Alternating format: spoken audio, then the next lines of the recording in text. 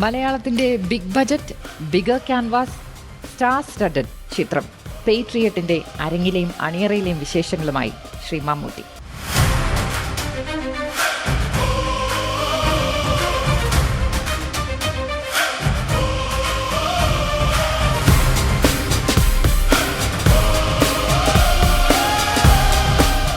നമസ്കാരം.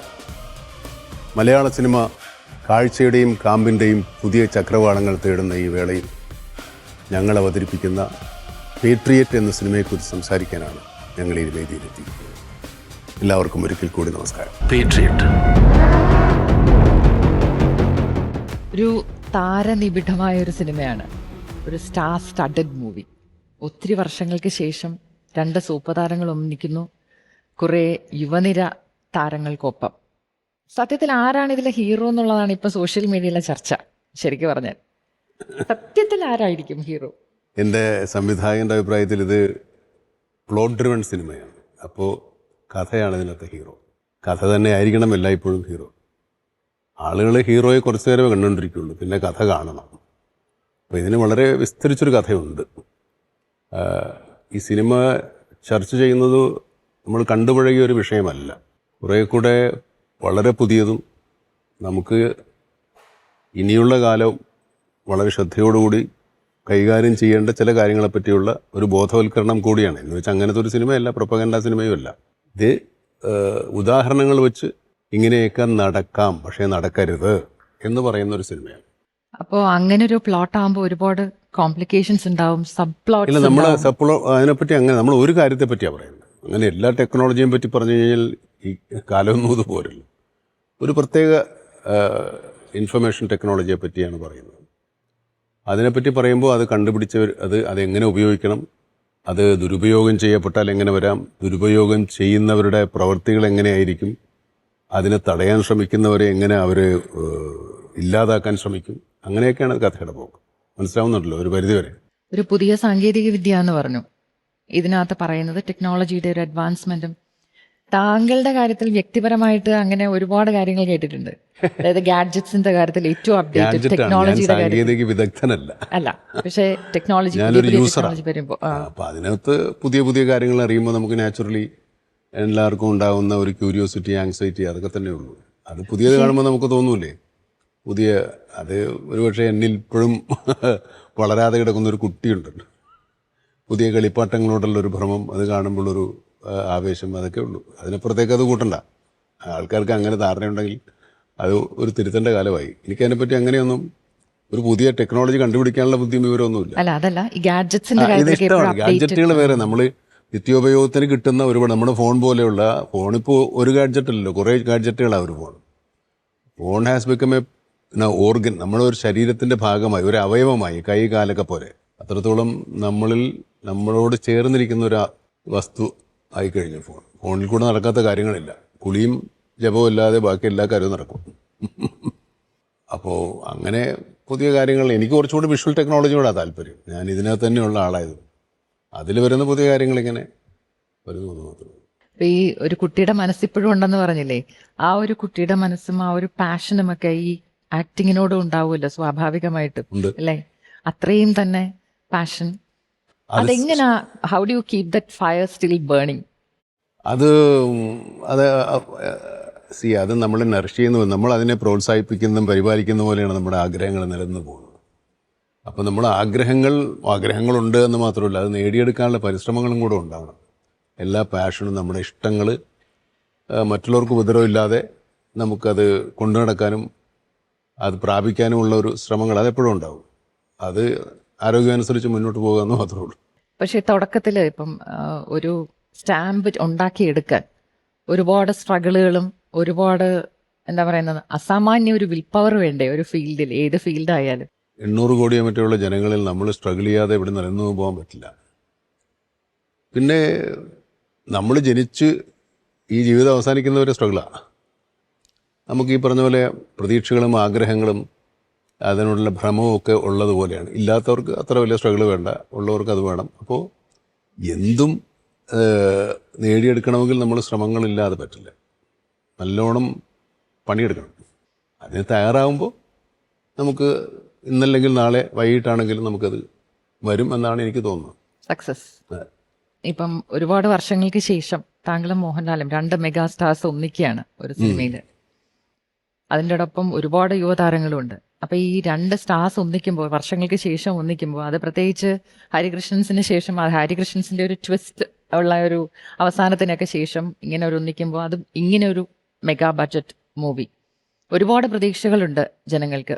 ഇല്ല, നമ്മൾ അതിനൊരു ചെറിയൊരു ഭയമുള്ളത്, ഈ സിനിമ നമ്മൾ താരങ്ങളായിട്ട് ഉപയോഗിച്ചിട്ടുള്ള സിനിമയല്ല. നമ്മൾ ഭാഗ്യവശാൽ, അല്ലെങ്കിൽ ഞങ്ങളുടെ ഭാഗ്യം കൊണ്ടോ നമ്മുടെ എല്ലാവരുടെയും ഭാഗ്യം കൊണ്ടോ നമ്മളെ താരങ്ങളായിട്ട് മാത്രമല്ല നമ്മുടെ പ്രേക്ഷകർ കാണുന്നത്. ഞങ്ങളുടെ ഒന്നിച്ചഭിനയിച്ച എല്ലാ സിനിമകളിലൊന്നും ഈ പറയുന്ന സോ കോൾഡ് മാസോ അങ്ങനത്തെ പരിപാടികളൊന്നുള്ള സിനിമകളല്ല ഞങ്ങൾ കൂടുതൽ അഭിനയിച്ചിരിക്കുന്നത്. MTയുടെയും പത്മരാജൻ്റെയൊക്കെ സിനിമകൾ ഞങ്ങൾ അഭിനയിച്ചത് നല്ല കഥാപാത്രങ്ങളായിട്ടാണ്. അത് ഞങ്ങളുടെ ഈ സിനിമയിലെ ഈ യാത്രയിൽ ഒരുപാട് സഹായം, ഒരുപാട് എനർജി ഉണ്ടാക്കി തന്നിട്ടുള്ള കഥാപാത്രങ്ങളാണ്. ഈ സിനിമയിലും ഞങ്ങളെ ആവശ്യപ്പെടുന്ന, ഞങ്ങളെ അധ്വാനവും ഞങ്ങളുടെ അങ്ങനെ നമ്മളെ ഉപയോഗിക്കാവുന്ന തരത്തിലുള്ള കഥാപാത്രങ്ങൾക്ക് വേണ്ടിയാണ് ഈ സിനിമയിൽ ഉപയോഗിച്ചിരിക്കുന്നത്. അല്ല ഈ 2 താരങ്ങൾ എന്നുള്ളതല്ല, 2 നടന്മാർ മലയാള സിനിമയിൽ നമ്മളെ കൊണ്ടാകാവുന്ന തരത്തിലൊക്കെ നമ്മൾ അഭിനയിച്ചിട്ടുണ്ട്. ആളുകളുടെ ഇഷ്ടമുണ്ട് എല്ലാവരോടും. അത് നിലനിർത്താവുന്ന സിനിമയായിരിക്കും. ഇത് ഈ പറയുന്ന പോലെ സോ കോൾഡ് മാസ് ഫോർമുല അല്ല. ഈ സിനിമ ചിലപ്പോൾ വേറൊരു പുതിയ ഫോർമുല ഉണ്ടാക്കിയേക്കാം. അതിനെപ്പറ്റി നമുക്കറിയില്ല. ആകണമെന്നാണ് ഞങ്ങളുടെ ആഗ്രഹം. അതിനുള്ള അധ്വാനം 10-30 ദിവസം ഷൂട്ടിങ്ങും അത്രത്തോളം തന്നെ പണവും മുടക്കിയിട്ടുള്ള സിനിമയാണ്. എല്ലാവരും ഈ സിനിമയിൽ A to Z, ഏറ്റവും ചെറിയ ആൾ മുതൽ ഏറ്റവും കൂടുതൽ സമയം ജോലി ചെയ്ത ആൾ, സിനിമയിൽ കാണുന്നു അല്ലെങ്കിൽ സിനിമയിലുള്ള ആൾ വരെ എല്ലാ ദിവസവും വന്നിട്ടുണ്ട്. ഇതിന്റെ പ്രൊമോഷണൽ വീഡിയോസ് കുറെ ഇറങ്ങിയല്ലോ ഈ സിനിമയുടെ. അപ്പം എല്ലാവരും കൂടി ഇരുന്ന് ഇത് ചർച്ച ചെയ്യുന്നതും, പിന്നെ നിങ്ങൾ 2 പേരും മോഹൻലാലും ശ്രീ മമ്മൂട്ടിയും കൂടി മാത്രം ഇരുന്ന് ചെറിയൊരു, ഭയങ്കര ഇൻട്രസ്റ്റിംഗ് ആയിരുന്നു അത്. ലാലേട്ടൻ ഇപ്പോ അമേരിക്കയിൽ പുള്ളിക്കാരൻ, ഞങ്ങൾ ഈ സിനിമയുടെ റിലീസ് ഇത്തിരി നീണ്ടുപോയി. ആദ്യം ഉദ്ദേശിച്ച സമയത്തല്ല റിലീസ് ചെയ്തത്. കുറച്ചുകൂടെ നീട്ടി വെക്കേണ്ടി വന്നു. ചില ഓഫ് കോഴ്സ് ടെക്നിക്കൽ പ്രശ്നങ്ങളാണ്. പക്ഷേ പുള്ളി നേരത്തെ ഏറ്റുപോയ പരിപാടിക്ക് പോകാതിരിക്കാൻ പറ്റില്ല. അതുകൊണ്ടാണ് പുള്ളിക്കാർ വലിയ വിഷമമുണ്ട്. അവിടെ അമേരിക്കയിൽ ഓരോ ദിവസവും കാര്യങ്ങളൊക്കെ വിളിച്ച് അന്വേഷിക്കുന്നുണ്ട്. വന്നു കഴിഞ്ഞാൽ വരുമായിരിക്കും. പുള്ളി എവിടെയായിരിക്കും ചിലപ്പോൾ സിനിമ കാണുന്നത്. നേരത്തെ ഏറ്റുപോയതാണ്.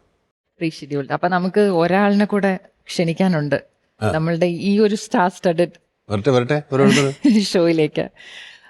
ശ്രീ ഫഹദ് ഫാസിൽ. പ്രത്യേകിച്ച് ഇൻട്രൊഡക്ഷൻസ് ആവശ്യമില്ലാത്ത യുവനിരയിലെ ശക്തനായ ഒരു താരം. സ്വാഗതം.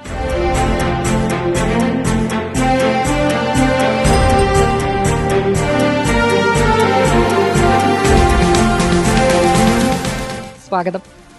Thank you. ചെറുതിലെ കണ്ടു വളർന്ന ഒരാളല്ലേ അല്ലേ? അതെ. ആരാധനയോടെ ഒരുപാട് എന്താണ് അറിയാത്ത കാലത്ത് പോലും കാണാൻ തുടങ്ങി. അതന്നെ അച്ഛൻ സിനിമ സംവിധാനം ചെയ്യുന്ന സംഭവം അറിയാത്ത കാലം പോലെ കാണും. പൂവിന് പുതിയ പൂന്തണിൽ എനിക്കെന്തോ 5 വയസ്സും കണ്ടാൻ തോന്നുന്ന സമയത്ത് 5-6 പാട്ടിലൊക്കെ ഉണ്ട്. പൂവിന് പുതിയ പൂന്തണില്ല, മറ്റേ അപ്പൂസിന്റെ പാട്ടിലൊക്കെ നീ ഇങ്ങനെ മോളിൽ നിന്ന്. അത് പിന്നെയും കഴിഞ്ഞിട്ടാണ്. അത് ചെറുതാ, വളരെ ചെറുപ്പം തൊട്ട് കാണുന്ന മുഖമാണ്. വീട്ടിൽ ടെക്നിക്ക് കണ്ടു പഠിക്കാൻ ശ്രമിച്ചിട്ടുണ്ടോ? പിന്നെ അതിപ്പോഴും പ്രോസസ് ആണല്ലോ. എന്താണ് ഏറ്റവും കൂടുതൽ അങ്ങനെ അനുകരിക്കുന്നതല്ല, പക്ഷെ ആ ഒരു ടെക്നിക്കിൽ ഏറ്റവും കൂടുതൽ സ്ട്രൈക്ക് ചെയ്തത് എന്താണ്? ക്യാരക്ടറായിട്ട് വിസിബിളി തോന്നുക എന്നുള്ളത് ഭയങ്കര ചലഞ്ചിങ് അല്ലേ. ഇപ്പം നമ്മൾ ബോഡി ലാംഗ്വേജ് ഒക്കെ യൂസ് ചെയ്തൊരു ക്യാരക്ടർ ആകുന്നേക്കാളും ഒരു മുറിയിൽ നിന്ന് ഇറങ്ങി വരുന്നത് ആ ക്യാരക്ടറായിട്ട് കാണുക എന്ന് പറയുന്നത് ഭയങ്കര ചലഞ്ചിങ് അല്ലേ. അത് മൗണ്ടി സാറിലാണ് ഏറ്റവും കൂടുതൽ വിസിബിൾ ആയിട്ട്. ഞാൻ വിചാരിച്ചു നിന്റെ കാര്യമാണ്. അപ്പോൾ ഒന്നും ചെയ്യാതെ ക്യാരക്ടറായിട്ട് തോന്നുക എന്നുള്ളതാണ് ഇപ്പോഴും ക്രാക്ക് ചെയ്യാൻ നോക്കുന്ന ടെക്നിക്ക്. ഞാൻ ക്രാക്ക് ചെയ്യാൻ നോക്കുന്ന ടെക്നിക്ക് അതിപ്പോഴും കിട്ടിയിട്ടില്ല എന്നാണോ പറയുന്നത്? ഇല്ലില്ല, അത് ഇത് ടെക്നിക്കൊന്നും ഇതിന്റെ ടെക്നിക്ക്. ഞാൻ വിചാരിച്ചു ടെക്നോളജിയെ പറ്റിയാ ചോദിക്കുന്നത്. അല്ല, നമുക്ക് ഒരു are you an actor of technique or actor of the moment? ഞാൻ ഈ പറഞ്ഞ by hard work and fortune ആണ്. അല്ല, എനിക്ക് അങ്ങനത്തെ ടെക്നിക്സ് ഞാൻ ശ്രദ്ധിച്ചിട്ടുള്ളത് വോയിസ് ഭയങ്കരമായിട്ട് അതൊരു ടെക്നിക്കാണത്. ഓരോ കഥാപാത്രത്തിനും ഓരോ രീതി. അതിനൊന്നും ഡെലിബറേഷൻ ഇല്ല. അതൊക്കെ നമ്മൾ അങ്ങനെ ആയിപ്പോകുന്നതാണ്. അങ്ങനെ മേ ബി ഒരു നമുക്ക് അതിനങ്ങനെ ഇങ്ങനെ വേണമെന്നൊന്നും കാലത്ത് ഇറങ്ങുമ്പോൾ നമ്മൾ ഇറങ്ങുന്നില്ല. പിന്നെ ഈവൻ നമ്മൾ അഭിനയിക്കാൻ തുടങ്ങുന്ന ആദ്യത്തെ ദിവസമൊന്നും കഥാപാത്രമായിട്ടുണ്ടാവില്ല. ഒരു 2-3 ഡേയ്സ് ആയാലേ നമ്മളൊരു അങ്ങോട്ട് ഇറങ്ങുള്ളൂ. അത് കഴിഞ്ഞാൽ പിന്നെ പുതിയ സാധനങ്ങൾ സ്വാഭാവികമായിട്ട് നമുക്ക് വരും. അതിന് പ്രത്യേക പാഠവും പഠിക്കലും ഹോംവർക്കും ഒന്നും വേണ്ട. പക്ഷെ ഒരു സിനിമയിൽ ഒരു സീൻ അഭിനയിക്കുമ്പോൾ ഈ ഷൂട്ടിങ് ഞാൻ കണ്ടിട്ടുണ്ട്. അപ്പം ഇത്ര അടി നടക്കണം, ഇത്ര സ്റ്റെപ്സ് നടക്കണം, എന്നിട്ട് അങ്ങോട്ട് നോക്കണം, അപ്പൊ ഇങ്ങനെ ചരിയണം, ഇത്ര ആംഗിളിൽ മുഖം തിരിയണം. ഈ കണക്കുകളെല്ലാം ഓർത്ത് വെച്ചിട്ടല്ലേ നിങ്ങളൊക്കെ പക്ഷെ അഭിനയിക്കുന്നത്? അതൊക്കെ ഇപ്പോഴത്തെ കാലത്ത് കുറവാണ്. ഇല്ല, ഭയങ്കര ഇപ്പോഴത്തെ ഫോട്ടോ ഇപ്പൊ ഈ ക്യാമറ ഒക്കെ എവിടെയാണെങ്കിലും പിടിക്കും. പണ്ടത്തെ പോലെ എവിടെയാന്ന് പോലും അറിയില്ല. ഇപ്പോഴത്തെ ക്യാമറമാന്മാരും അങ്ങനത്തെ വരാം. പണ്ട് എന്ന് പറഞ്ഞ ഒരു ലൈറ്റ് അവിടെ ആയിരിക്കും ഇരിക്കുന്നത്, ഈ ലൈറ്റിൽ നിന്ന് ഇങ്ങോട്ട് വേണം, അവിടെ ഫോക്കസ് ആയിരിക്കും, ഇവിടെ നിന്ന് ഇങ്ങോട്ട് തിരിഞ്ഞാൽ ഈ ഷെയ്ഡ് വരും. അതൊന്നുമില്ല, എവിടെ നിന്നാലും ഒരു കുഴപ്പമില്ല. ആ ഒരു ടെക്നോളജി ചേഞ്ച് എങ്ങനെ അത് കാണുന്നു? ഭയങ്കര അതായത് ഞാൻ പറയുന്നത്, നമ്മളൊക്കെ അത് കഴിഞ്ഞ് വന്നവരാ. ഇവർക്കൊന്നും അത് വലിയ കാര്യമായിട്ട് അനുഭവിക്കേണ്ടി വന്നിട്ടില്ല.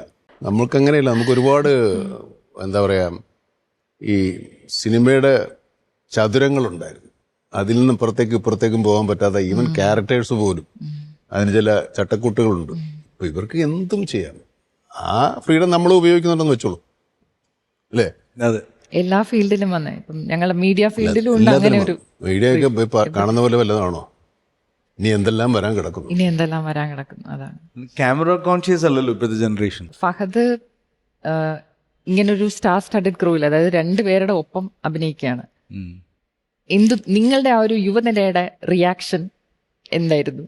രണ്ടുപേരുടെ കൂടെ ലാൽ സാറിനോട് പുള്ളിക്ക് ഇല്ല. എനിക്ക് ലാൽ സാറായിട്ട് കോമ്പിനേഷൻ ഇല്ല. പക്ഷെ അതിനേക്കാൾ ഉപരി ഇവന് സ്വന്തമായിട്ട് ഒരു പരിപാടിയാ. പിന്നെ ചാക്കോച്ചനുണ്ട്, പിന്നെ ഞാനുണ്ട് ഇടയ്ക്കകത്ത്. ഒരു പാരലൽ. നമ്മുടെ ഏറ്റവും വലിയ ലൗഡർ ക്യാരക്ടർ. അത് ശരി. അല്ല, ഈ പറഞ്ഞ പോലെ എല്ലാരെയും ഒരുമിച്ച് കൊണ്ടുപോകുന്നൊരു സിനിമയാണത്. അപ്പം അത് ഈ സിനിമ ഡിസേർവ് ചെയ്യുന്നുള്ളതാണ് ഏറ്റവും മാജിക്കൽ ആയിട്ടുള്ള കാര്യം. അത് ആസ് എൻ ആക്ടർ എനിക്കറിയാം, അത് അത്ര എളുപ്പം സംഭവിക്കുന്നൊരു കാര്യമല്ല. വളരെ റെയറായിട്ട് ഉണ്ടാകുന്നൊരു കാര്യമാണ് പേട്രിയറ്റ് പോലൊരു സിനിമ.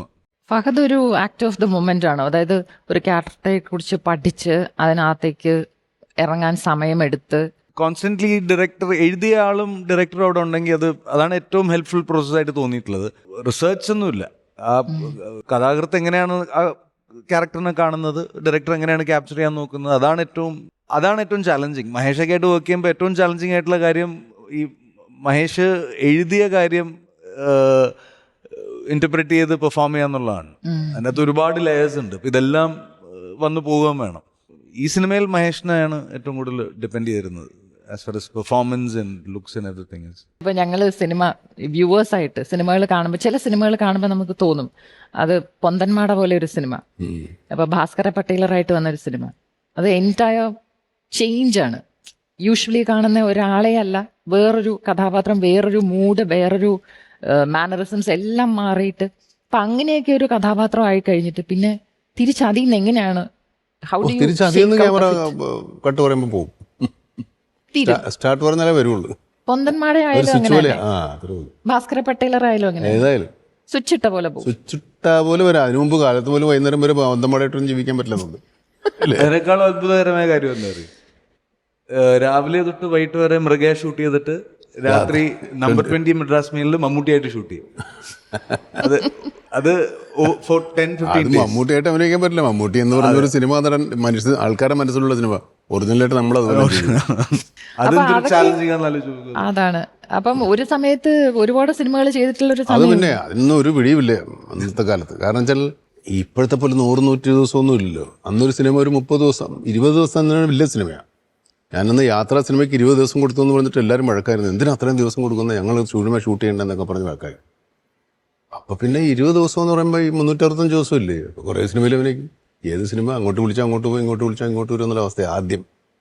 പിന്നെ നമുക്ക് അന്നത്തെ കാലത്ത് നന്നായിട്ട് അഭിനയിക്കുന്ന മറ്റേ കളക്ഷനൊന്നുമില്ല. എത്ര പടത്തിൽ അഭിനയിച്ചു എന്നുള്ളതാണ് വലിയ numbers of the film, collection അല്ല. ഇത്തവണ 35 സിനിമയിൽ അഭിനയിച്ചു, 36 സിനിമയിൽ അഭിനയിച്ചു എന്ന് പറയുന്നൊരു വലിയ സ്റ്റാർഡാ. എനിക്ക് ഓർമ്മയുണ്ട് ഓരോ വർഷവും ഇന്ന നടൻ അതൊന്നും പറയുന്നില്ല. ഇപ്പൊ ആൾക്കാർ എത്ര അഭിനയിച്ചെന്ന് പോലും അറിയില്ല. മറ്റേ കണക്കുകൾ മാറിയില്ലേ. പിന്നെ അന്ന് സ്കോപ്പ് ഓഫ് കവറേജ് എന്ന് പറയുന്ന ഒരു 3 ലെൻസിങ് ഒക്കെ കാണുള്ളൂ. ഇന്ന് ലെൻസൊക്കെ ഉണ്ട്. ലെൻസ് നമ്മൾ പ്രൊഡ്യൂസറുടെ പടത്തിന്റെ വലിപ്പം അനുസരിച്ചിട്ട് ഒരു ലെൻസ്. ഈ പിന്നീടാണ് ഈ കുറച്ച് കീഴോട്ട് ലെൻസുകൾ വന്നത്. ഈ 24 കഴിഞ്ഞിട്ടുള്ള താഴോട്ടുള്ള ലെൻസുകൾ 8 വരെ വന്നത്. ഇപ്പൊ 8 ക്ലോസപ്പ് എടുക്കൂലേ? പണ്ട് 24 ഇട്ട് പോലും ക്ലോസപ്പ് എടുക്കാൻ ആൾക്കാർ സമ്മതിക്കില്ല, എങ്ങനെയൊക്കെ ആയിപ്പോ.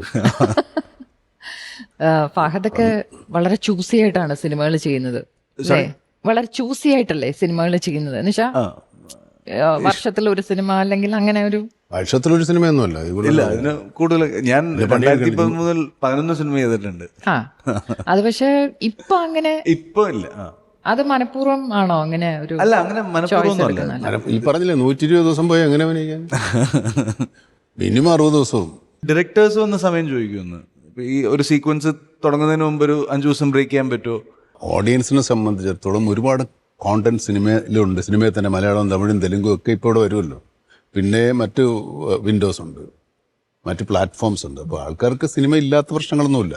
നമ്മൾ നമ്മുടെ സൗകര്യം പോലെ ചെയ്തു കൊടുത്താൽ അവർ വന്ന് കണ്ടോളും. ഇപ്പൊ ഈ കോവിഡ് കഴിഞ്ഞതിന് ശേഷം OTT ഒരു കോവിഡ് മുമ്പേ ഉണ്ട്, പക്ഷെ അത് കുറച്ചുകൂടെ പോപ്പുലർ ആയത് കോവിഡിന് ശേഷമാണ്. ആളുകൾക്ക് വീട്ടിൽ നിന്ന് സിനിമ ഉണ്ട്. OTT റിലീസ് മാത്രം ആയ സിനിമകളിൽ ഒരുപാട് അപൂർവം സിനിമകളുണ്ടാവും, അപൂർവം സിനിമകളേ ഉള്ളൂ OTT. അങ്ങനെ നേരത്തെ പറഞ്ഞ സിനിമകൾ എടുക്കുന്നവരുണ്ട്. അത് അങ്ങനത്തെ ഒരു അവർക്ക് അങ്ങനെ ഒരു പ്രേക്ഷകരുണ്ട്. അതിൽ തന്നെ മാത്രം സിനിമ കാണുന്നവരുണ്ട്. അതും നമ്മുടെ സിനിമയെ സംബന്ധിച്ചിടത്തോളം ഒരു വരുമാന മാർഗമാണ്. ഇപ്പോൾ പണ്ടത്തെ പോലെ ആദ്യം ഒരു 12 സെൻറ്റർ, പിന്നെ ഒരു 12 സെൻറ്റർ, ആകെ 12 പ്രിൻ്റേ കാണുള്ളൂ.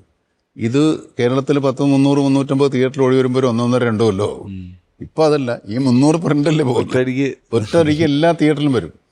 അപ്പോൾ പിന്നെ ആ പ്രശ്നമില്ല. ഒരാഴ്ച 2 ആഴ്ച ഓടിയാൽ പ്രശ്നം കഴിഞ്ഞു. എനിക്ക് ഓർമ്മയുണ്ട് പണ്ട് തിയേറ്ററിന് മുമ്പിൽ ചെന്ന് ടിക്കറ്റ് എടുക്കാൻ കാത്തേക്കും, ടിക്കറ്റ് തരില്ല, കാര്യം പെട്ടി വന്നില്ല. അങ്ങനെയുണ്ട്. ഇപ്പൊ പെട്ടിയൊന്നുമില്ലല്ലോ. തിയേറ്ററിൽ നല്ലോണം ഓടാതെ ചിലപ്പോൾ OTT വന്ന് ഹിറ്റായ സിനിമകളുണ്ട്. അത് ഈ പറഞ്ഞ സോക്കോൾഡ് തിയേറ്റർ എക്സ്പീരിയൻസ് പ്രശ്നങ്ങളുണ്ട്. തിയേറ്ററിന്റെ ഒരു വലിപ്പവും അതിന്റെ ഒരു ആംബിയൻസും ഒക്കെ ചില സിനിമകളെ വല്ലാണ്ട് ഹെൽപ്പ് ചെയ്യും അറിയാണ്ട്. അത് ആളുകൾ ഇങ്ങനെ ഓടും പോലെ എൻജോയ് ചെയ്ത് കണ്ടു. ഇപ്പോൾ ഒരു ഫെസ്റ്റിവൽ മൂഡിൽ കാണും. അതല്ലാതെ കുറച്ചൊരു സീരിയസ് വാച്ചിങ് ആണെങ്കിൽ ചിലപ്പോൾ അത് ഇങ്ങോട്ട് വരുമ്പോൾ നന്നാവും. നമ്മുടെ സൈലൻ്റായിട്ട് വളരെ കാമൻ അങ്ങനത്തെ ഒരു അറ്റ്മോസ്ഫിയറിൽ കാണുന്ന പടങ്ങളുണ്ടല്ലോ, വലിയ ഡിസ്റ്റർബൻസ് ഒന്നുമില്ല. അതായിരിക്കാം കേട്ടോ. എല്ലാം കൂടെ അങ്ങോട്ട് പോയാൽ നമ്മുടെ പണിയും പൂട്ടും. ഇപ്പം ഈ വർക്ക് ഫ്രം ഹോം ചില കമ്പനികൾ പറയുന്നത് പ്രൊഡക്ടിവിറ്റി കൂട്ടിയെന്നാണ് പറയുന്നത്. അപ്പം അതുപോലെ നമ്മുടെ കംഫർട്ട് സോണിൽ നിന്നൊരു സിനിമ കാണുമ്പം നമ്മളതെങ്ങനെയായാലും എൻജോയ് നിർത്തി വെച്ചിട്ട് പോയിട്ട് പിന്നെ വന്ന് കാണാൻ. വർക്ക് ഫ്രം ഹോം നമ്മളെ വീട്ടിലെ വർക്കും നടക്കുമല്ലോ. Work from home, work at home ഉണ്ട്. അല്ല, ഈ OTT സിനിമ കുറച്ച് പോപ്പുലർ ആയി കഴിഞ്ഞിട്ട് പിന്നെ അതിന്റെ സെക്കൻഡ് പാർട്ട് എടുക്കാം എന്ന് വിചാരിക്കുന്ന അങ്ങനെ ചില ഇപ്പൊ ഇറങ്ങിയ മോഹിനിയാട്ടത്തിന്റെ ആദ്യത്തെ ഭരതനാട്യം ഞാൻ OTT കണ്ടത്.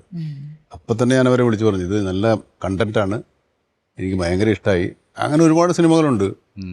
ഈ തിയേറ്ററിൽ വർക്കാകാത്ത സിനിമകൾ. ഒരു സിനിമ ഇന്ദ്രൻസും നമ്മുടെ ഇടുക്കി ജാഫറും കൂടെ അഭിനയിച്ചു. അതല്ല, കുട്ടന്റെ ഷിനിഗാമി. ഒരു ഭയങ്കര ഇൻട്രസ്റ്റിംഗ് സിനിമയാ. പിന്നെ വീട്ടിൽ ഡിസ്കഷൻ ഉണ്ട്. ഒരു കാര്യം മനസ്സിലായില്ല, അടുത്തിരിക്കുന്ന ആളോട് ചോദിക്കാം. രണ്ടുപേരും അന്യഭാഷ ചിത്രങ്ങളിൽ അഭിനയിച്ചാണ്. ഇവരൊക്കെ കൂടുതൽ അഭിനയിക്കും, ഞങ്ങളത്രയും ഒന്നുമില്ല. ഞാൻ പണ്ടൊക്കെ ഉണ്ടായിരുന്നു അവിടെ. അമലയ്ക്കൊപ്പം അഭിനയിച്ച സിനിമയൊക്കെ മൗനം സമ്മതം. അതിനകത്ത് പാട്ടുകളൊക്കെ ഭയങ്കര ഹിറ്റായിരുന്നു ഇവിടെ. അപ്പൊ അതുപോലെ തന്നെ അഭിനയിക്കുന്നുണ്ട്. ഞാനിപ്പോ ഒരു തമിഴ് പടം. ഇത് ഇന്ന് രാത്രി അങ്ങോട്ട് പോയിട്ട് നാളെ വല്ല തുടങ്ങണം. അവിടെ കുറച്ച് കഴിഞ്ഞിട്ട് ഇങ്ങോട്ട് വന്നതാ ഞാൻ. ഇടയ്ക്കൊക്കെ ഒരു രസം. അല്ലെങ്കിൽ മദിരാശി താമസിക്കാന്നുള്ളൊരു ഇഷ്ടമുണ്ട്. ഒരു വീട് അവിടെ ഉണ്ട്. അപ്പൊ ഈ അന്യഭാഷാ ചിത്രങ്ങളിൽ അഭിനയിക്കുമ്പോ ഇപ്പൊ രണ്ടുപേരും ആന്ധ്രയിലാണ്. ദുൽഖർ ആന്ധ്രയിലാണ്. ചാലു. അത് ശരി. വേറൊരു സ്പേസ് നിങ്ങൾ രണ്ടുപേരും ഉണ്ടാക്കിയെടുത്തു അന്യഭാഷാ ചിത്രങ്ങളിൽ അല്ലേ? ഇപ്പം ഫഹദിന് പുഷ്പയിലൊക്കെ ഭയങ്കര മാസ് ഫോളോയിങ് ആണ്. അതായത് തമിഴ്നാട്ടിൽ തന്നെ ആ ഒരു എക്സ്പീരിയൻസ് എങ്ങനെയാണ് അവിടെ ഇങ്ങനൊരു മാസ് സപ്പോർട്ട് കിട്ടുമ്പോൾ? രണ്ടുപടം ഒന്നിച്ചോണ്ടിരിക്കും. ഇല്ല, തുടങ്ങിയിട്ടില്ല. അതൊരു സെയിം പ്രൊഡ്യൂസർ അല്ലേ? Same producer. അങ്ങനെയുണ്ട്. സെയിം പ്രൊഡ്യൂസർ ഇവനെ വിട്ടു പോകണില്ല. മറ്റേ ഇയാളുടെ മോനല്ലേ, രാജ്മൗലിയുടെ മോൻ. അവൻ്റെ ഒരു പ്രശ്നം. കാർത്തികേയൻ. എൻ്റെ ഈ തമിഴ് പടത്തിലെ പേര് കാർത്തികേയൻ. ഈ ക്യാരക്ടേഴ്സ് ഒക്കെ ഓർത്തിരിക്കുവോ? പേരുകളൊക്കെ ഓർത്തിരിക്കുവോ? മിക്കവാറും ഒക്കെ ഓർത്തിരിക്കും. ഫോട്ടോ കണ്ടാൽ മനസ്സിലാവും എനിക്ക്. ബാക്കിയുള്ളവർക്ക് അറിയുന്ന അറിഞ്ഞില്ല. എൻ്റെ ഫോട്ടോ കണ്ടാൽ എനിക്ക് മനസ്സിലാവും. വഴക്ക് പറയാറുണ്ടോ നമുക്ക്? വഴക്ക് പറയാറുണ്ടോ? വഴക്ക് പറയാറുണ്ടോ? ഇല്ല, വഴക്ക് പറയേണ്ട അവസരങ്ങളുണ്ട്. അല്ല, പക്ഷെ ദുൽഖറിന്റെ വീടിന്റെ പാലുകാച്ചിൽ കഴിഞ്ഞ് ഞങ്ങൾ 3 പേരും വെളുപ്പിനെ 2 മണി വരെ ഒരു ദിവസം ഇരുന്ന് സംസാരിച്ചിട്ടുണ്ട് അഭിനയത്തെ പറ്റി. അത് ശരി. അല്ല വേറെ വിഷയങ്ങളില്ലല്ലോ. ക്രാഫ്റ്റ്. അല്ല വേറെ നമ്മളെന്ത് പറയാനാ. ഞാൻ ഒരു പ്രാവശ്യം സംസാരിക്കുമ്പോൾ പറഞ്ഞു എനിക്ക് എൻ്റെ കൈ എന്ത് ചെയ്യണമെന്ന് അറിയത്തില്ല എന്ന് പറഞ്ഞു അഭിനയിക്കുമ്പോൾ. ഞാനത് ചോദിക്കാൻ വന്ന ചോദ്യമാണ്. കൈ ഒരു ആക്ടറിന്റെ കൈയാണ് അല്ലേ, ഒരുപാട് ഇമ്പോർട്ടന്റ് ആണ്. ചിലർ നമുക്ക് മനസ്സിലാവും അത്, they don't know what to do with hands എന്ന്. അതിന് ചില കാര്യങ്ങളുണ്ട്. ചില ആളുകൾ ഒരുപാട് ജസ്റ്റിക്കുലേറ്റഡ് ആണ്. അത് ഈ പറയാനുള്ള കാര്യങ്ങൾ ഇല്ലാത്തത് കൊണ്ടും കള്ളം പറയുന്നത് കൊണ്ടും ഇല്ലാത്ത കാര്യങ്ങൾ പറയുന്നത് കൊണ്ടും ഉണ്ടാക്കി പറയുന്നത് കൊണ്ടും ഒക്കെയാണ് നമ്മൾ കൂടുതൽ എടുക്കുന്നത്. ഇപ്പം ഇത്രയും വലിപ്പമുള്ള സാധനം ഞാൻ ഇത്രയാക്കി വെച്ചു, അത് അങ്ങോട്ട് ചെന്ന് കണ്ടപ്പോൾ ഇവൻ ആപ്പാടെ പേടിച്ചു പോയി. ഇത്രയൊന്നും ചെയ്യേണ്ട കാര്യമില്ല. സാധാരണ സംസാരിക്കുമ്പോൾ എഴുതി പറയുന്ന ആൾക്കാരുണ്ട്, ഒരു 100 രൂപ ഉണ്ടോ, അങ്ങനെ പറയുന്നവരുണ്ട്, അങ്ങനെ പറയുന്നവരുണ്ട്. അതൊക്കെ നമ്മൾ ഈ ക്യാരക്ടർ സ്റ്റഡിയിൽ പെടുന്നതാണ്. അങ്ങനെ ചെയ്യുന്ന ആൾക്കാരെയൊക്കെ ഒബ്സർവ് ചെയ്യുന്നതാണ്.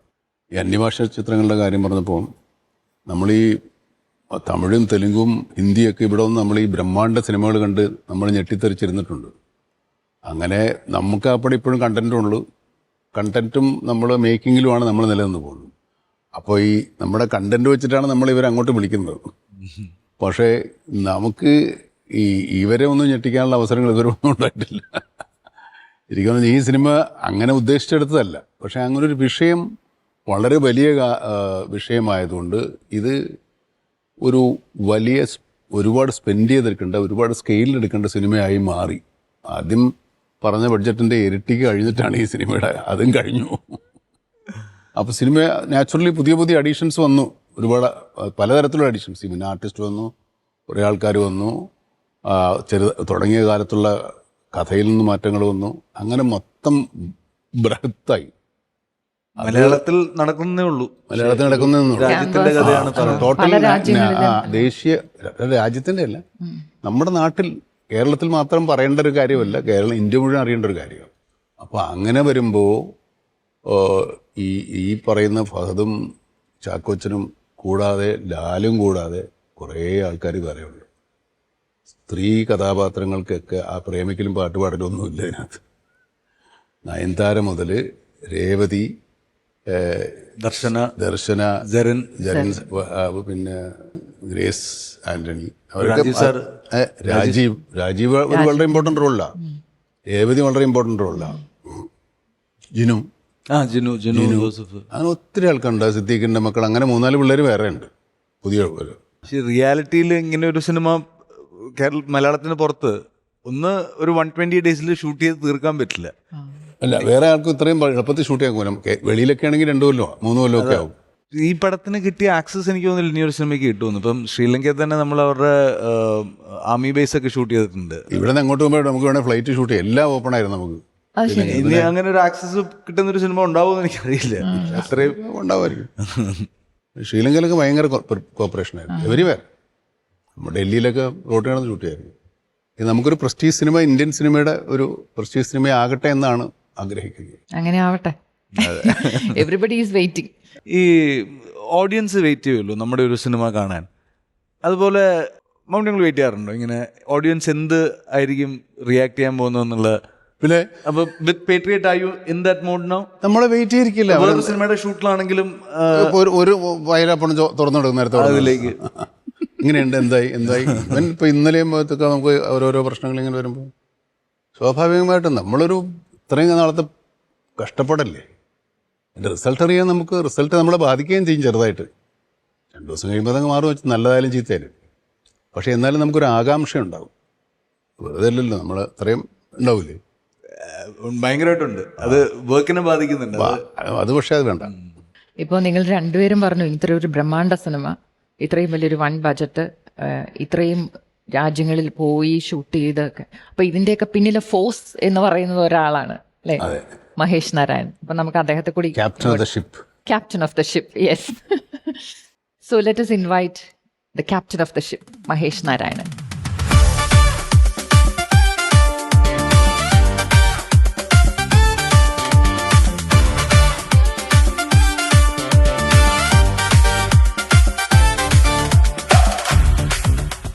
Welcome to the Patriot Club. Founder. നിങ്ങൾ രണ്ടുപേരും നേരത്തെ അസോസിയേറ്റ് ചെയ്തതല്ലേ അല്ലേ മാലിക്കില്? ടേക്ക് ഓഫ് ടേക്ക് ഓഫ് അത് കഴിഞ്ഞിട്ട് ഇപ്പോ ഇവരെ ഇത്രയും പേരെ ഒരുമിച്ച് വെച്ചിട്ട് ഒരു സിനിമ ഡയറക്റ്റ് ചെയ്യുന്നു. അതിന്റെ ഒരു മുൻപ് ഇവരെ വെച്ചിട്ട് ഡയറക്റ്റ് ചെയ്തതൊക്കെ വലിയ അതായത് എസ്റ്റാബ്ലിഷ്ഡ് ആയിട്ടുള്ള കുറച്ച് എൽഡർ ജനറേഷനിൽ പെട്ട സംവിധായകരാണ്. ഇതിപ്പം കമ്പാരിറ്റീവ്ലി ഒരു യങ്ങർ ജനറേഷനിൽ പെട്ട സംവിധായകൻ.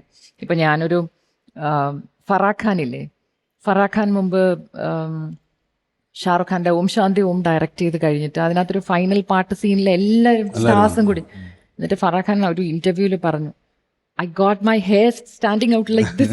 മുടിയൊക്കെ തലയിൽ തന്നെ ഇരിപ്പുണ്ട്. അത് അൾട്ടിമേറ്റ്ലി കഥയാണ്. കഥയുടെ മമ്മൂക്കയുടെ വെച്ച് ശരിക്കും പറഞ്ഞാൽ മമ്മൂക്കയുടെ അടുത്തൊരു കഥ പറയണം എന്നുള്ളൊരു, അപ്പോൾ എന്ത് തരത്തിലുള്ളൊരു കഥയാണ് ആവേണ്ടതെന്നുള്ളൊരു ഒരു ആശയം മനസ്സിലിങ്ങനെ ഉണ്ടാവുമല്ലോ കുറേ കാലഘട്ടം. ഈ ഒരു കഥ മുഴുവനായിട്ട് ഞാൻ മനസ്സിൽ കാണുന്ന പോലെ തന്നെ ഒരു ആക്ടർ അത് കേൾക്കണം മുഴുവനായിട്ട്. അപ്പോൾ ഞാൻ ആ നറേഷൻ മുഴുവനായിട്ട് ഒരു റെഡി ആവുന്നൊരു സമയത്താണ് മമ്മൂക്കയെ പോയി കാണുന്നതും ഇത് പറയുന്നതും. പറഞ്ഞു കഴിഞ്ഞപ്പോൾ തന്നെ മമ്മൂക്കയ്ക്ക് ഇതിൻ്റെ സ്കെയിൽ മനസ്സിലായി. അപ്പം എന്നോട് ഇങ്ങനെ ചോദിച്ചു ഇതൊക്കെ എങ്ങനെയൊക്കെയാണ്. അപ്പോൾ ആ സമയത്ത് ഇതാരാ, അപ്പം ഞാൻ ആരോടും പറഞ്ഞിട്ടൊന്നുമില്ല, ആക്ടേഴ്സിനോടൊന്നും ഞാൻ മറ്റാൾക്കാർ ഇതാക്കിയാണ്. കാരണം എനിക്കറിയാം, കാരണം നമ്മൾ കുറച്ചുകൂടെ വലിയൊരു സിനിമ മൗണ്ട് ചെയ്യുമ്പം that demands certain stars for commercial aspects. എപ്പോഴും നമ്മൾ അത് ആക്ടേഴ്സ്, ഞാൻ പറയുന്നത് അവരെല്ലാവരും വെറും സ്റ്റാർസ് ആയതുകൊണ്ടല്ല കേട്ടോ, അവരെല്ലാം നല്ല ആക്ടേഴ്സുമാണ്. അപ്പോൾ അങ്ങനെ ഒരു സമയത്ത് നമുക്ക് ചോദിച്ചു ഇതാരാ അപ്പം ഞാൻ പറഞ്ഞാൽ ഞാൻ ചാക്കോച്ചൻ, അപ്പോൾ ഇത് ഫഹദ്, അപ്പോൾ ഇങ്ങനെയൊക്കെ ഇതൊക്കെ സംസാരിച്ചു. അപ്പോൾ ഞാൻ പറഞ്ഞില്ല ഇത് ഞാൻ സംസാരിക്കാനിരിക്കുക. അപ്പോൾ അങ്ങനെയാണ് ഇപ്പുറത്ത് ഈ ക്യാരക്ടർ ആരാണ്. അപ്പം അത് അങ്ങനെ ഗ്രാജുവലി വന്ന് അങ്ങനെ ലാൽ സാറിനോട് പറഞ്ഞു ബോംബെ ഹീറോസിലോട്ടൊക്കെ വേണോ, അങ്ങനെയൊക്കെയുള്ള ഒരു ഡിസ്കഷനൊക്കെ വന്നായിരുന്നു. പക്ഷെ മമ്മൂക്കയാണ് അത് പറഞ്ഞത്, നമുക്ക് ഇവിടുന്ന് തന്നെ ഉള്ള ആളുകളുണ്ടല്ലോ. അപ്പോൾ അല്ലെ, പാൻ ഇന്ത്യൻ ആക്കാൻ വേണ്ടി നമ്മൾ അവിടുത്തെ ആൾക്കാരെ ഇറക്കണമെന്നില്ല. ഇവിടെ ഉള്ളവർക്കും പാൻ ഇന്ത്യൻ ആകാം, അവിടുത്തെ ആൾക്കാർ ഇവിടെ ഒന്നും പാൻ ഇന്ത്യൻ ആയതല്ലേ.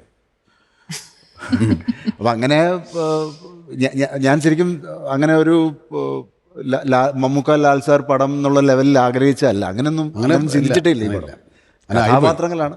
അപ്പോൾ ആ കഥാപാത്രങ്ങൾക്ക് വേണ്ടിയിട്ട് എല്ലാവർക്കും വേണ്ടിയിട്ടുള്ള ഒരു സ്പേസ് ഉണ്ടായിരുന്നു. ലാൽ സാറിൻ്റെ അടുത്ത് കഥ പറഞ്ഞു കഴിഞ്ഞപ്പോഴേക്കും ഞാനും സർപ്രൈസ്ഡ് ആയി. സാർ ഇത് ചോദിക്കാം, ഓക്കെ ഞാനുണ്ട്. അതെ, ഈ ഒരു ഡയറക്ടോറിയൽ എഫർട്ട് എങ്ങനെ ഉണ്ടായിരുന്നു? ഇത്രയും വൈറ്റ് ക്യാൻവാസിൽ ഇത്രയും കാര്യങ്ങൾ ഒരുമിച്ച് കൊണ്ടുവന്ന്. ലോജിസ്റ്റിക്കലി കുറച്ച് ചാലഞ്ചിങ് ആയിരുന്നു. കാരണം പല സ്ഥലങ്ങളും നമുക്ക് അങ്ങനെ എളുപ്പത്തിൽ കിട്ടുന്ന സ്ഥലങ്ങളല്ലായിരുന്നു. ഒരു എയർപോർട്ട് നമുക്ക് 3 ദിവസത്തേക്ക് കംപ്ലീറ്റ്ലി വേണമായിരുന്നു. ഒരു എയർ സ്ട്രിപ്പ് വേണമായിരുന്നു. പിന്നെ മറ്റ് ചില രാജ്യങ്ങളുടെ ചില ലോജിസ്റ്റിക് റീസൺ. അപ്പം അതുകൊണ്ട് തന്നെ കുറച്ച് ഡിലേ എപ്പോഴും വരും നമുക്ക് അതിൻ്റെ പ്ലാനിങ്, പ്രിപ്പറേഷൻ. കാരണം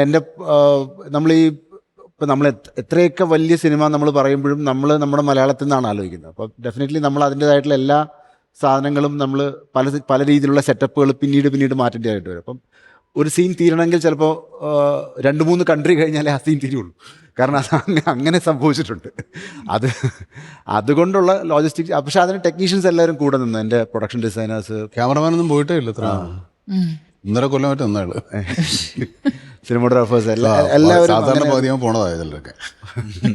ഇവർ 2 ക്ലാസ്മേറ്റ്സാണ്. അതെ, ബാച്ച്മേറ്റ്സ്. അത് ആക്ടേഴ്സിനെ ഇങ്ങനെ കൺവിൻസ് ചെയ്യാൻ കുറച്ച് പാടുള്ള പണിയാണ് അല്ലേ? അതായത് കൺവിൻസിങ് അല്ല, making them see your perspective. No, it's not about convincing. It's not about how they want to perform. Like അവർക്ക് അതിനുള്ള ഡ്രൈവ് ഉണ്ടോ, ഓക്കെ ഇത് ചെയ്യാനുണ്ടോ എനിക്ക് എന്ന് തോന്നണമല്ലോ. ഞാനും ഇപ്പോൾ മമ്മൂക്കയുടെ അടുത്ത് എനിക്കൊരു കഥ പറയണം, അല്ലെങ്കിൽ ഫഹദിൻ്റെ അടുത്താണല്ലോ, നമ്മൾ എത്രയൊക്കെ സുഹൃത്തുക്കളാണെന്ന് പറഞ്ഞാലും നമ്മളൊരു കഥ പറയാനായിട്ട് പോകുമ്പോൾ ഇവർക്കിത് ചെയ്യാനുണ്ടോ, ഇവരെന്താണ് ഇത് നമ്മളെ സർപ്രൈസ് ചെയ്യിക്കുന്നത് എന്നുള്ള ഫാക്ടേഴ്സ് ഞാൻ എപ്പോഴും ആലോചിക്കാറുണ്ട്. ആ ഒരു അതാണ് ഞാൻ പറഞ്ഞത്, how to make them realise that they want to do it എന്നുള്ളത്. That has to be there in the script. അല്ലാതെ നമുക്ക് പോയിട്ട് കാര്യമില്ലല്ലോ. ജസ്റ്റ് ബിക്കോസ് നമുക്ക് ഓൺസിമ്പിൾ ഉണ്ടാക്കാം, ഇങ്ങനൊരു സ്റ്റാർ സ്റ്റഡഡ് സിനിമ ഉണ്ടാക്കാം, അങ്ങനെ ചെയ്തിട്ടില്ല. അതല്ല. സോ എനിക്ക് മഹേഷായിട്ടുള്ള ചാലഞ്ച് എപ്പോഴും തോന്നിയിട്ടുള്ളത്, സ്ക്രിപ്റ്റ് ലെവലിൽ നമ്മളിപ്പോൾ ഓക്കെ ആയി, we are on the same page. Performance നടക്കുമ്പം ഇതല്ല bring it down or take it up, അങ്ങനത്തെ കാര്യങ്ങളിൽ നല്ല മഹേഷിനായിരിക്കും കുറച്ചുകൂടെ ബെറ്റർ ക്ലാരിറ്റി ഉണ്ടാകുന്നത്. പക്ഷെ അതാണ് എപ്പോഴും ഒരു ടഗ് ഓഫ് വാറായിട്ട് എപ്പോഴും ഉണ്ടാകുന്നത്. ഇതിൻ്റെ ഒരു level of performance or the mode of അത് ഒന്നില്ലേ അതായിരിക്കും മഹേഷ് ഏറ്റവും കൂടുതൽ കൺട്രോൾ ചെയ്യുന്നത്. കുറച്ച് കൺട്രോൾ ഫ്രീക്കും ആണ് മഹേഷ്.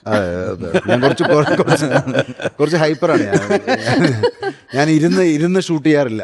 എനിക്ക് അങ്ങനെ പറ്റത്തില്ല. I can't sit in before and monitor and I can't function like that. ഭയങ്കര പാടാ. അപ്പൊ ഇങ്ങനെ എഴുന്നേറ്റ് പുള്ളിക്കൊരു കൺവിക്ഷൻ ഉണ്ട്, അത് വരുന്നവരെ ലെഫ്റ്റ് ഓർ റൈറ്റ് അത്രേ ഉള്ളൂ. നമുക്കത് കറക്റ്റായിട്ട് ചിലപ്പോൾ പിടി കിട്ടിയില്ലെന്ന് വരും. അപ്പോൾ 1-2 ടേക്കിൽ വരും.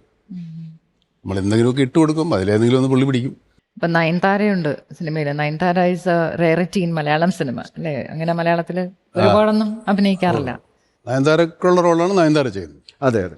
എല്ലാവർക്കും ഈ സിനിമ കാണുമ്പോൾ എല്ലാവരും കറക്റ്റായിട്ട് തോന്നും, ചെറിയ റോളിൽ വന്ന ആൾക്കാർ പോലും. ട്രെയിലർ കാണുമ്പോൾ ഒരു something connected with technology, high technology, something which is very unfamiliar. അങ്ങനെയൊക്കെയാണ് എനിക്ക് കിട്ടിയ ഒരു ഗ്രാസ്പ്.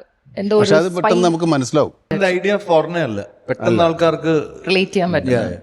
അപ്പൊ it is quite interesting. In fact മമ്മൂക്കെ ഈ സിനിമയിലേക്ക് അട്രാക്ട് ചെയ്തത് സംതിങ് ന്യൂ, നമ്മൾ കാണാത്തൊരു കഥാപാത്രമാണ്.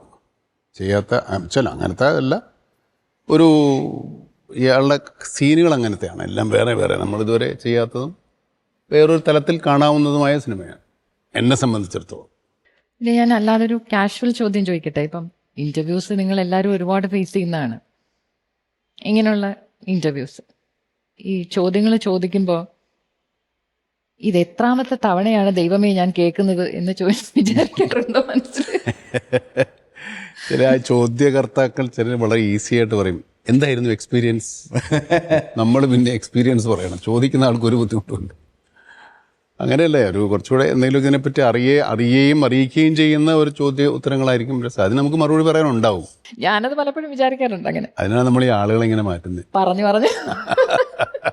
ചോദ്യങ്ങൾ ബോറടിക്കാറുണ്ടോ ഒരേ ചോദ്യത്തിന്? അല്ല, ഒരു സിനിമയ്ക്ക് കുറേ ദിവസം ഇങ്ങനെ ഒരേ കാര്യങ്ങൾ കൂടുതലും നമുക്ക് പറയാനുള്ളത് വളരെ കുറച്ചല്ലേ ഉണ്ടാവുള്ളൂ. അതെല്ലാവരുടെ അടുത്തും പറയേണ്ടി വരും. പക്ഷേ പറയുന്ന രീതികൾ മാറും. ചിലപ്പോൾ അങ്ങോട്ടും ഇങ്ങോട്ടും ചില കാര്യങ്ങൾ കോൺട്രഡിക്റ്റ് ചെയ്യും. അതാണ് ഏറ്റവും കൂടുതൽ സൂക്ഷിക്കേണ്ടത്. പിന്നെ നുണ പറയാത്തതുകൊണ്ട് നമുക്ക് തെറ്റിപ്പോവില്ല.